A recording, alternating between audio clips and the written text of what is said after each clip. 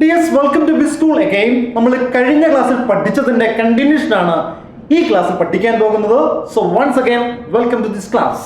പ്രസന്റിലെ ആദ്യത്തെ പിരിവ്, പ്രസന്റ് ടെൻസിലെ ആദ്യത്തെ പിരിവാണ് സിമ്പിൾ പ്രസന്റ്. എന്താണ് ഈ സിമ്പിൾ പ്രസന്റ്?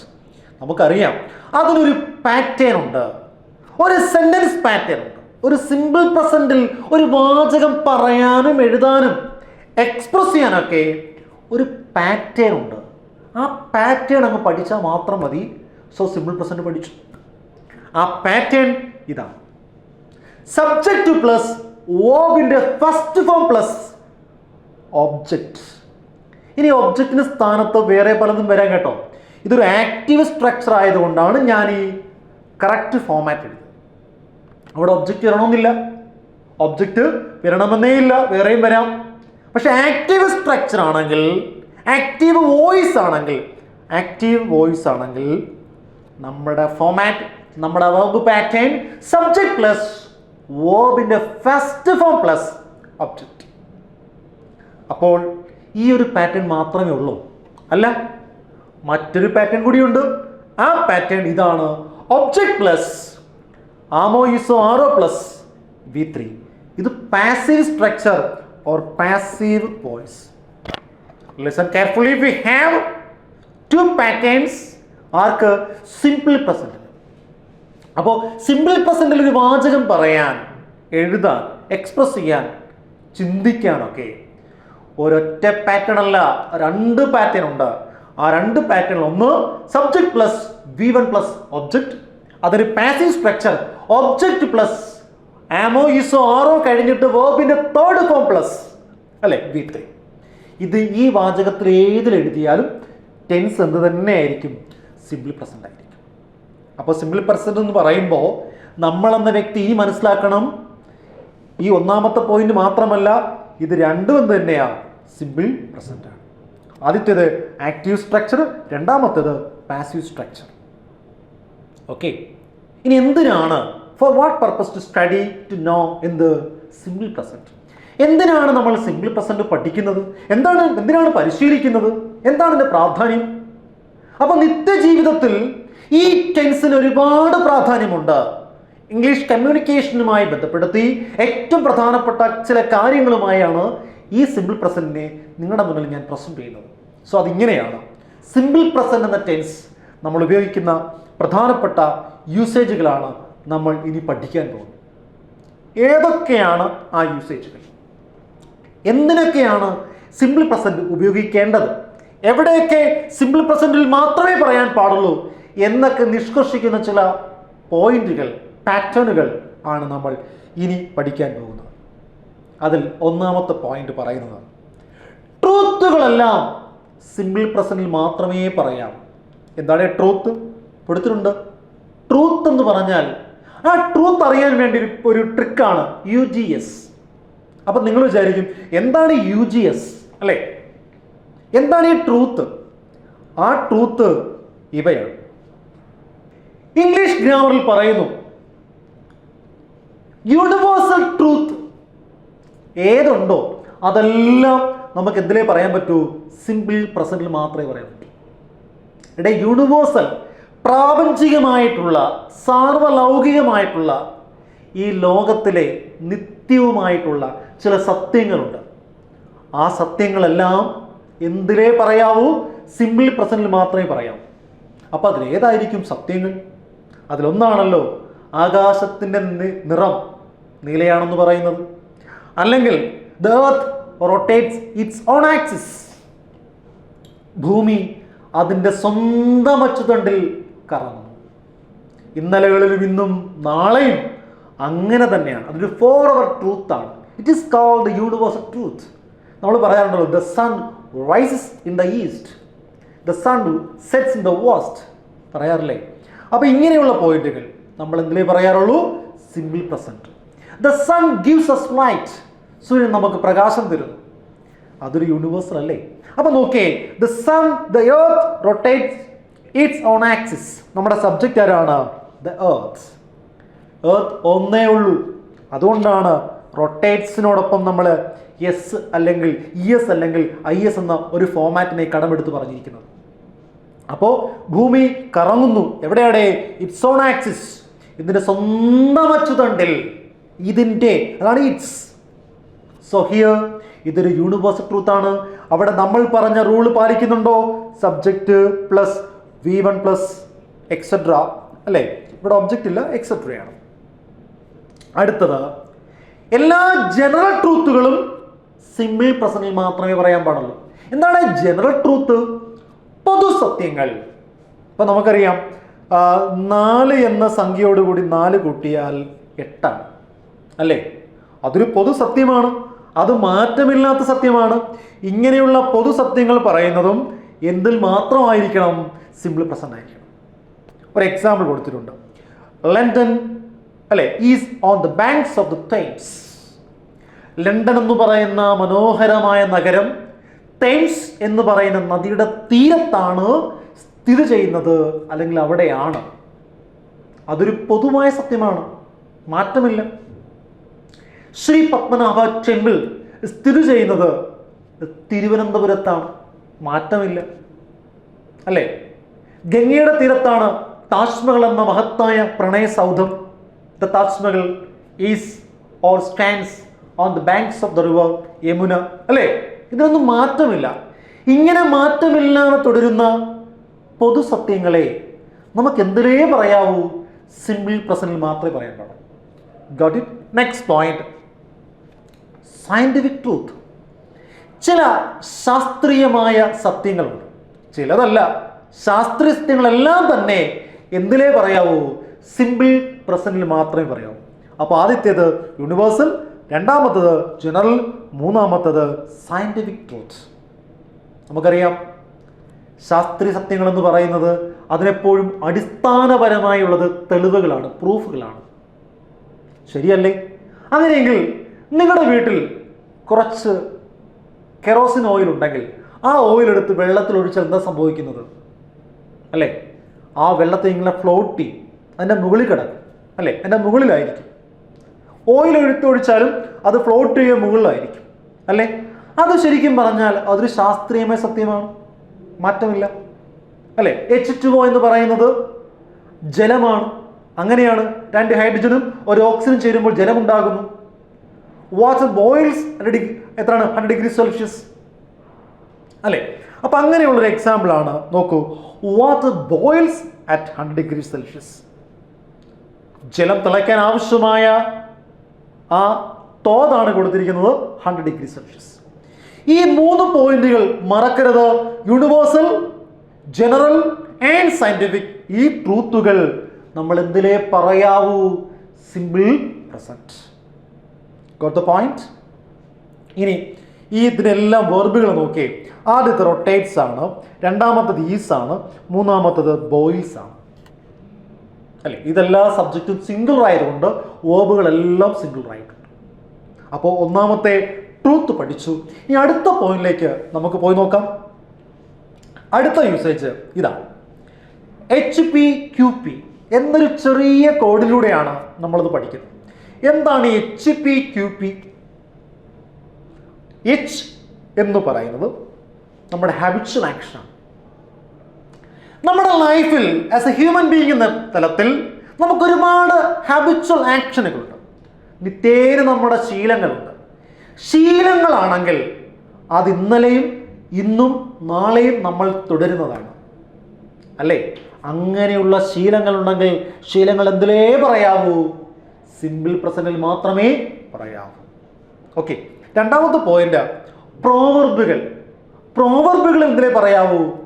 സിമ്പിൾ പ്രസന്റിൽ മാത്രമേ പറയാൻ പാടുള്ളൂ. നമ്മുടെ പഴഞ്ചൊല്ലുകളില്ലേ, ഈ പഴഞ്ചൊല്ലുകളും എന്തിലേ പറയാൻ പാടുള്ളൂ?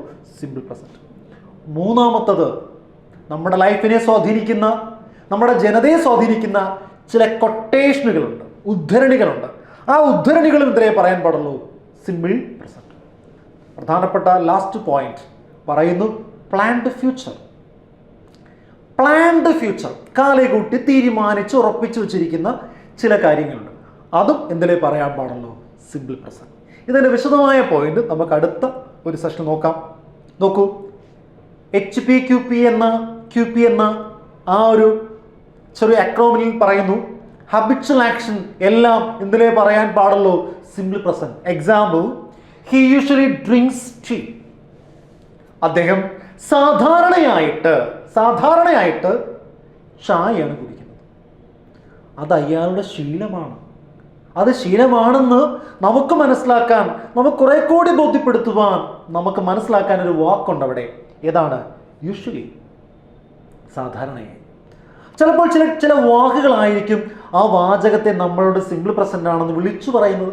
അതുകൊണ്ട് ഓർത്തിരിക്കുക, എല്ലായ്പ്പോഴും ശീലങ്ങളാണെങ്കിൽ ഏതോ കാലത്ത് നമ്മൾ ആരംഭിച്ച നമ്മുടെ ശീലങ്ങൾ ഇന്നും നമ്മൾ തുടരുന്നുണ്ട്. അങ്ങനെയുള്ള ശീലങ്ങൾ നമ്മൾ എന്തിലേ പറയാവോ? സിമ്പിൾ പ്രസന്റിൽ മാത്രമേ പറയാൻ പറ്റൂ. അതിലൊരു പ്രധാനപ്പെട്ട ശീലത്തെ സൂചിപ്പിക്കുന്ന വാക്കായിരുന്നു യൂഷ്വലി. മറ്റൊരു വാക്കാണ് കോമൺലി. വേറൊരു വാക്കാണ് ഫ്രീക്വൻലി. അതുപോലെ എന്താണ്? ഓഫൺ. അതുപോലെ എന്താണ്? Regularly, alternately, hardly, scarcely, rarely, barely, seldom. ഇതെല്ലാം എന്താണ്? ശരിക്കും പറഞ്ഞാൽ ശീലങ്ങളുമായി ബന്ധപ്പെട്ട വാക്കുകൾ. ഏതൊക്കെയാണ് വാക്കുകൾ നോക്കി? Usually, commonly, frequently, often, regularly, alternately, hardly, scarcely, barely, rarely, seldom തുടങ്ങിയ ഈ വാക്കുകൾ ശീലങ്ങളുമായി ബന്ധപ്പെട്ട വേർഡുകളാണ്. ഈ വാക്കുകൾ വന്നാൽ നിശ്ചയമായും അതേത് ടെൻസ് ആയിരിക്കും? പ്രസന്റിലെ സിമ്പിൾ പ്രസന്റ് ആയിരിക്കും. മോർ എക്സാമ്പിൾസ് നോക്കൂ. She occasionally tells lies. അവൾ എപ്പോഴൊന്നും കള്ളം പറയില്ല. ചില അവസരങ്ങളിൽ അവൾ കള്ളം പറയുന്നു. ചില അവസരങ്ങളിൽ മാത്രമാണ്. അതവളുടെ എന്താണ്? ശീലമാണ്. അവൾ എപ്പോഴും പറയുന്ന ഒരാളല്ല. ചില ഒക്കേഷനിൽ, ചില അവസരങ്ങളിൽ അവൾ അങ്ങനെ പറയാറുണ്ട്. അതവളുടെ ശീലമാണ്, അല്ലേ? ചില ആളുകൾ വ്രതം നോൽക്കുന്ന സമയത്ത് ചെരുപ്പിടാറില്ല. അതവരുടെ ശീലമാണ്. ചില ആളുകൾ വർഷത്തിലൊരിക്കൽ യാത്ര പോകാറുണ്ട്. അതവരുടെ ശീലമാണ്. എല്ലാ ദിവസവും നടക്കാൻ പോകും. ഹാബിറ്റാണ്, ശീലമാണ്, അല്ലേ? അങ്ങനെ നമ്മൾ ചെയ്യുന്ന ശീലങ്ങൾ എന്ന് പറഞ്ഞാൽ ഒരു വ്യക്തി അത് ഏതാണോ ആ ശീലം ആ കാലത്ത്, ആ സമയത്ത് ചെയ്തിരിക്കും. എല്ലാ ദിവസവും രാവിലെ നമ്മൾ 7-നും 8-നും ഇടയ്ക്ക് ബ്രേക്ക്ഫാസ്റ്റ് കഴിച്ച അയാളുടെ ശീലമാണ്. 6 മാസം കൂടുമ്പോൾ യാത്ര പോയ ശീലമാണ്. എല്ലാ വെള്ളിയാഴ്ചയും സിനിമയ്ക്ക് പോയ ശീലമാണ്. 2 വർഷം കൂടുമ്പോൾ വിദേശ രാജ്യത്ത് പോയാൽ അതയാളുടെ ശീലമാണ്. എല്ലാ 2 വർഷം കൂടുമ്പോഴും പോകുന്നു, അതൊരു ശീലമാണ്. അപ്പോൾ ഏതായാലും ശീലം അതാത് സമയത്ത് ചെയ്യുക എന്നതാണ്. ഓക്കെ, അങ്ങനെയെങ്കിൽ മറ്റൊരു പ്രധാനപ്പെട്ട വേർഡാണ് റൂട്ടീൻലി, അല്ലേ? റൂട്ടീൻ, ഒരു കൃത്യമായ, അല്ലേ, കാര്യം ചെയ്യുമ്പോൾ. മറ്റൊരു വാക്കാണ് ഹാബിച്വലി. മറ്റൊരു വാക്കാണ് ട്രഡീഷണലി. പ്രധാനപ്പെട്ട വേറൊരു വാക്കാണ് ഇപ്പോൾ പറഞ്ഞ ഒക്കേഷണലി. Yes, sometimes, invariably. ഇങ്ങനെയുള്ള വാക്കുകൾ വന്നാൽ നിശ്ചയമായും അതെന്തായിരിക്കണം? സിമ്പിൾ പ്രസന്റ് ആയിരിക്കണം. ഓക്കെ, അപ്പോൾ ഈ വാക്കുകളെല്ലാം എന്തിനെ സൂചിപ്പിക്കുന്നതാണ്? ശീലങ്ങളെ സൂചിപ്പിക്കുന്നതാണ്. ശീലങ്ങളാണെങ്കിൽ എന്തിലേ പറയാൻ പാടുള്ളൂ? സബ്ജക്റ്റ് പ്ലസ് P1 എന്ന് പറയുന്ന ഫോമാറ്റിലുള്ള സിമ്പിൾ പ്രസന്റ്. ഓക്കെ, നെക്സ്റ്റ് ചില പോയിന്റുകൾ പറയാം. They come here by car every day. Verb കമ്മാണ്. ഇവിടെ കംസ് അല്ല. എന്തുകൊണ്ടാണ് കം ഉപയോഗിച്ചിരിക്കുന്നത് ചോദിച്ചാൽ, ഇവിടെ നമ്മുടെ സബ്ജക്റ്റ് ദേ അല്ലേ? ദേ പ്ലൂറൽ അല്ലേ? അങ്ങനെ പ്ലൂറൽ ആയാൽ വെർബ് എന്തായിരിക്കണം? പ്ലൂറൽ ആയിരിക്കണം. സബ്ജക്റ്റ് പ്ലസ് P1 എന്ന മാതൃകയിൽ കറക്റ്റായിട്ട് വന്നിട്ടുണ്ട്. അവിടെ SO ESO ചേർക്കാഞ്ഞത് സബ്ജക്റ്റ് ഓൾറെഡി പ്ലൂറലാണ്. അപ്പോൾ വെർബും തന്നെയാ, പ്ലൂറൽ തന്നെയാ.